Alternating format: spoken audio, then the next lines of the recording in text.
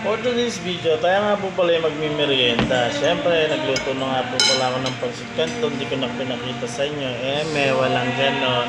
At siyempre, ang may kagat na to ay yung aking sandwich. Lagyan ko nga po pala na itlog yan, tsaka mayonnaise. Tara, kain na po tayo. Unang kagat. Sarap.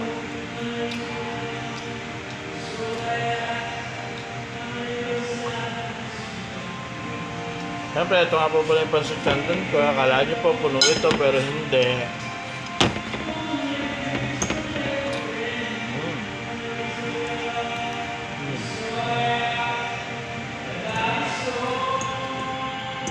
Kumakanta nga po pala sa aking katabi.